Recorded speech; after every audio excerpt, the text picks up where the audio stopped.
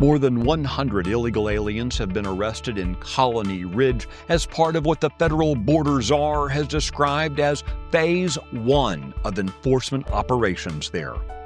This is Wednesday, February 26th, 2025. Texas Scorecard presents the day's first news for the Lone Star State.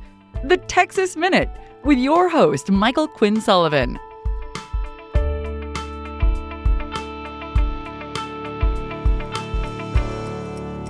Welcome into Wednesday. Thanks for spending part of your day here with the Texas Minute. If you enjoyed the Texas Minute, I hope you'll consider giving it a strong rating in your podcast app. You can also sign up for the free Texas Minute email by visiting texasminute.com. That's texasminute.com. Let's get to the news.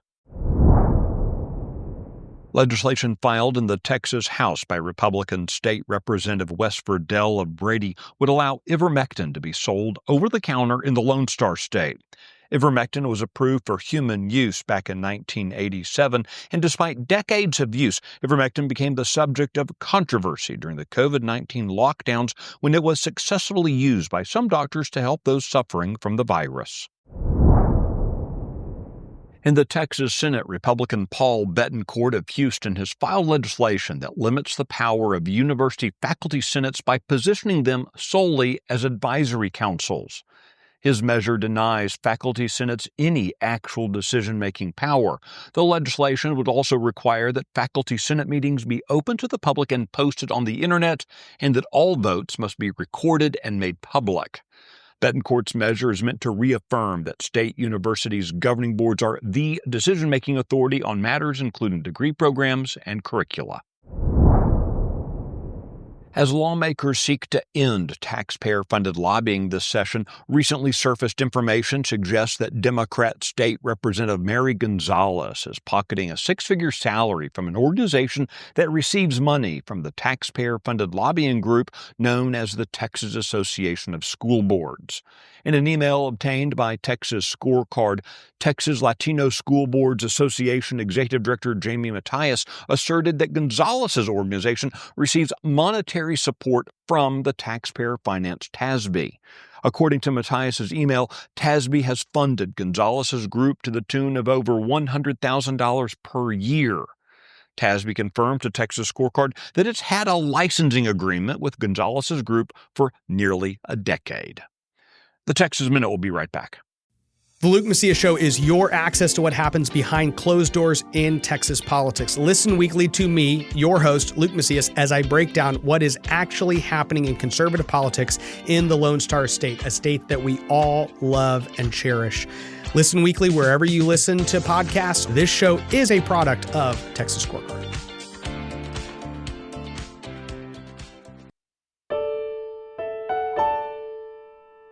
Federal and state authorities have arrested 118 illegal aliens in the controversial Colony Ridge development north of Houston.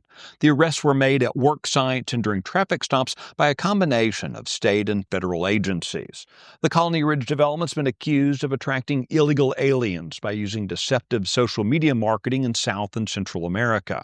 The development company allegedly issues predatory loans that are touted as not requiring a social security number so that illegal aliens can, quote, own land in the United States. President Donald Trump's border czar Tom Homan described the enforcement operations in Colony Ridge as Phase 1. You can find the details of this story and the others mentioned today and keep up with the latest news by visiting TexasScorecard.com. Special thanks to Brandon Waltons for filling in for me yesterday. This edition of the Texas Minute was produced by Nick Shepard and based on the original reporting of Ian Camacho, Valerie Munoz, Will Biagini, and Joseph Trimmer. I look forward to seeing you out around the Lone Star State. Have a great day.